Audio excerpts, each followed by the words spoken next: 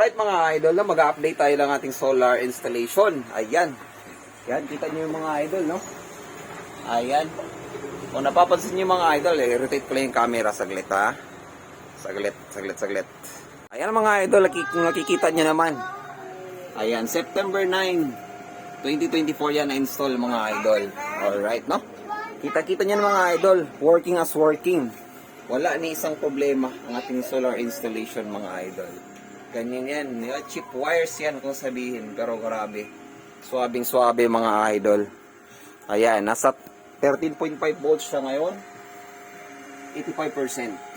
So, blackout ngayon mga idol. Kagabi pa wala. So, yun kami. May ilaw lang. So, yan, no? Kaya papansin nyo mga idol. Charging yan siya. Yan. Check natin kung ilang amps yung charging niya mga idol. Ayan. Nasa 45 yung temperature. Medyo mainit siya.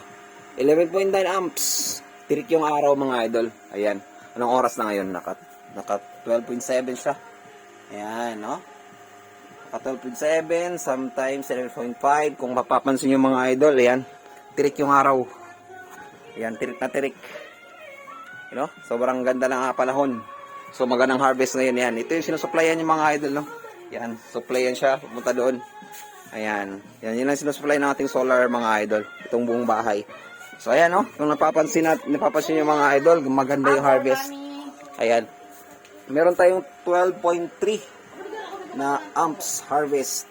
Ito naman ay ating solar panel ay isang 550 watts na Tongwei. Ayan, Tongwei mga idol. Itong hybrid natin na Samdon na 1 kilowatt 12 volt system. Ayan. At itong ating battery na 200 AH parallel mga idol. Ayan, green energy yan siya. Kung papansin nyo, Litio 4 green energy. At ito naman isa natin mga idol, kay Gentai battery. Ayan.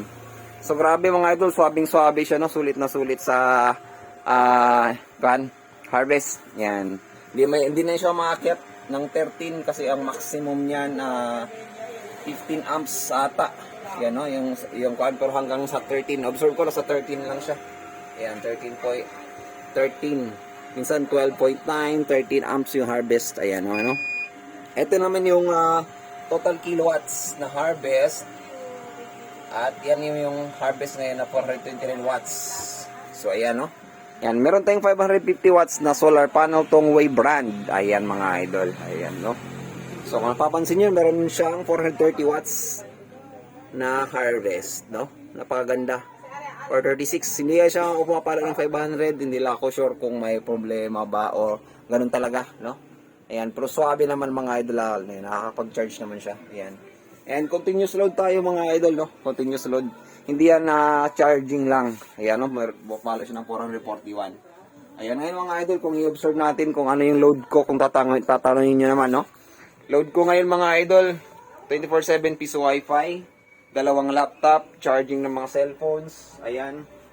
And may electric fan, ceiling fan pa, 2 ceiling fan, gumagana mga idol, ayan, no? May radio pa. So, ayan, kung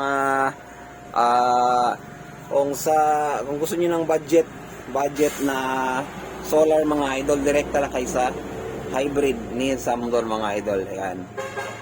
Ayan, 24 volt system, mas maganda kung meron kayong pera kaagad. Kung halimbawa wala naman, 12 volt system, maayos na yan siya.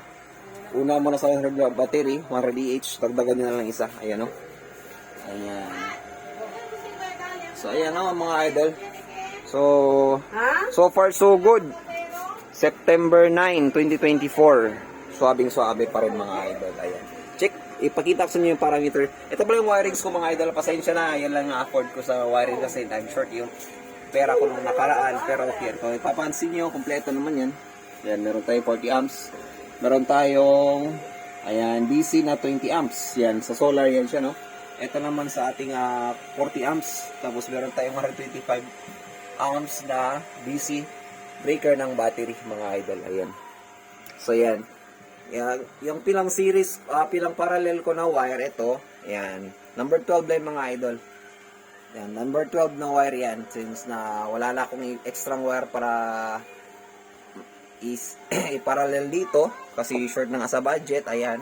Pero kung napapansin nyo naman mga idol, walang problema yan. Hindi umiinit, sobrang kapal. Ito yan naman yung sa AC. Walang init yan. Wala yan mga idol. Sobrang lamig ng battery natin na. Walang problema. Ayan. So, ayan ang mga idol, oh. Ayan, ito yung update. Check natin yung parameters mga idol, ah. Ayan. Okay, punta tayo sa parameters na ito.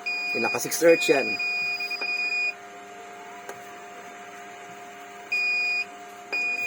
Wait lang. So, buhat inupuan. Kasi medyo mahirap.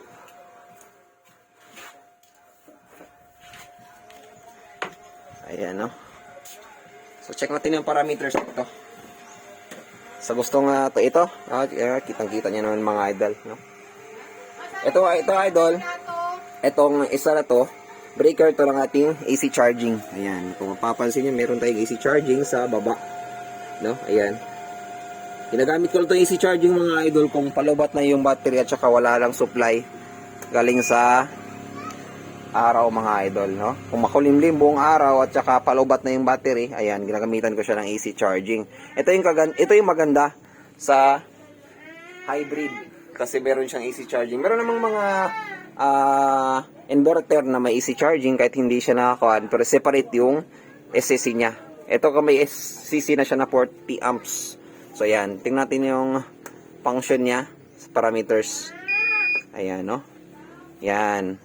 Ito yung A4 na to, isa yung LVD ko. Nakaset siya sa 10 volts. Yan, LVD ko yan mga idol. Yan.